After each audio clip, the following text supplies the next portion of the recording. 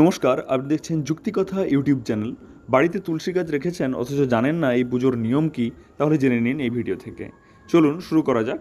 রোজ তুলসী গাছ পুজো করেন, জল দেন, কিন্তু তাতেও সুরাহা মিলছে না বলে মন খারাপ করে থাকার কারণ নেই।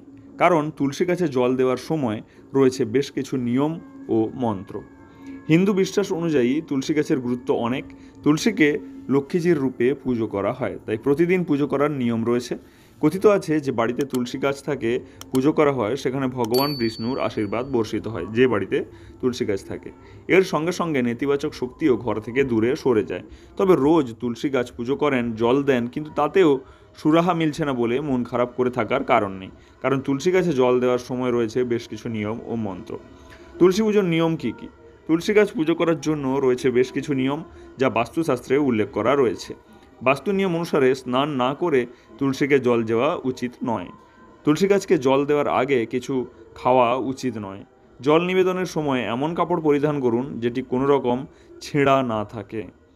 কোন মন্ত্র জপ করবেন? তুলসীতে জল নিবেদনের সময় একটি মন্ত্র জপ করলে খুব উপকার পাওয়া যায়। এই মন্ত্রটি 11 বা 21 বার জপ করতে হবে। এতে ঘরে সুখ ও সমৃদ্ধি বৃদ্ধি পাবে। মন্ত্রটি হলো ওম সুভদ্রায় নমঃ। জল নিবেদনের নিয়ম কি? রবিবার তুলসীকে জল দেওয়া উচিত নয়। এই দিনে তুলসী পাতাও ফেলা উচিত নয়। বিশ্বাস করা হয় এই দিনে দেবী তুলসী বিশ্রাম নেন।